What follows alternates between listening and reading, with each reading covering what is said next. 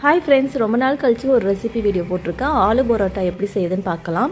First உருளைக்கிழங்கு செப்பரேட்டாக வேக வச்சு எடுத்துக்கணும். அதுக்கப்புறம் ஒரு கடாயில் எண்ணெய் விட்டு கடுகு போட்டு உளுந்து கொஞ்சம் போட்டுட்டு அதில் இஞ்சி பூண்டு பேஸ்ட்டு போட்டுக்கணும்.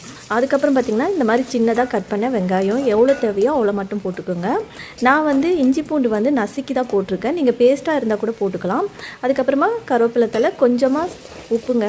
ஏன்னா உப்பு போட்டிங்கன்னா வெங்காயம் கொஞ்சம் சீக்கிரமாக வதங்கிடும். அதனால் உப்பு போட்டு நல்லா வதங்கிட்ட பின்னாடி நான் ஒன்று மறந்துட்டேன். என்னென்னா பச்சை மிளகா, ஒரு 2 பச்சை மிளகா சின்னதாக கட் பண்ணி போட்டுக்கிறேன். அதுக்கப்புறம் கொஞ்சமாக தக்காளி போட்டுக்கணும். ஏன்னா நிறையா போட்டுட்டா கொஞ்சம் புளிப்பாகிடும் உருளைக்கிழங்கு. ஸோ பார்த்திங்கன்னா கொஞ்சமாக தக்காளி போட்டுட்டு அதுக்கப்புறமா மஞ்சாத்தூள், மிளகாத்தூள், இது வீட்டில் அரைச்ச சாம்பார் பொடி.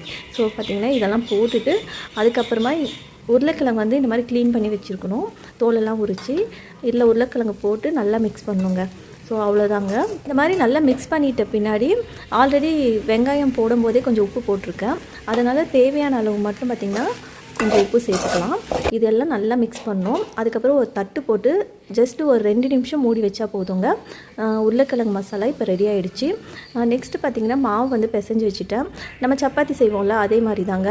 ஃபஸ்ட்டு மாவு கொஞ்சம் திக்காக திரட்டிட்டு அதுக்கு மேலே பார்த்திங்கன்னா இந்த உருளைக்கிழங்கு மசாலா வச்சுட்டு மறுபடியும் இன்னொரு லேயர் மாவு செப்பரேட்டாக எடுத்து வச்சு திரட்டி வச்சுருக்கேன்.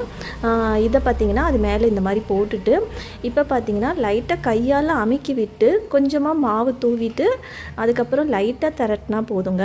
ஸோ பார்த்திங்கன்னா ரொம்ப அழுத்தி திரட்டக்கூடாது, சும்மா லைட்டாக திரட்டிட்டு அதுக்கப்புறம் நம்ம செய்ய வேண்டியது தான்.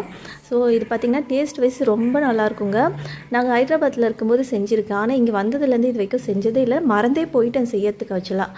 அதனால் இப்போ பார்த்திங்கன்னா பசங்க கேட்டாங்கன்னா அவங்களுக்காக செஞ்சு கொடுத்தேன். இப்போ பார்த்திங்கன்னா அப்படியே எடுத்து தோசைக்கல்லில் போட்டு நம்ம எடுக்க போகிறோங்க.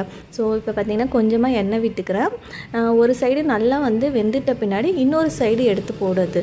சேம் நம்ம சப்பாத்தி செய்வோம்ல அதே மாதிரி தாங்க. எண்ணெய் உள்ளே பார்த்திங்கன்னா ஸ்டஃபிங்க்கு நம்ம உருளைக்கிழங்கு வச்சுருக்கோம், அவ்வளோ தாங்க. ஸோ இதை பார்த்திங்கன்னா கொஞ்சம் லைட்டாக எண்ணெய் தடவிக்கிறேன். ஏன்னா இது நல்லா கொஞ்சம் வேகணும். நீங்களும் ஆலு பரோட்டா ட்ரை பண்ணுறீங்கன்னா ஃபஸ்ட்டு பட்டர் கொஞ்சமாக வாங்கி வச்சுக்கோங்க. ஏன்னா இதுக்கு பார்த்திங்கன்னா மெயின் பட்டர் வச்சு சாப்பிட்டிங்கன்னா டேஸ்ட் வைஸ் செம்மையாக இருக்குங்க. இந்த மாதிரி பட்டரை மேலே போட்டிங்கனாவே அது நல்லா மெல்ட் ஆகிடும். அதை அப்படியே எடுத்து ஊறுகாயோட சேர்த்து சாப்பிட்டிங்கன்னா டேஸ்ட் வைஸ் செம்மையாக இருக்கும். ட்ரை பண்ணி பாருங்கள். மறக்காமல் இந்த வீடியோக்கு ஒரு லைக் பண்ணுங்கள். தேங்க்யூ ஃபார் வாட்சிங் ஃப்ரெண்ட்ஸ்.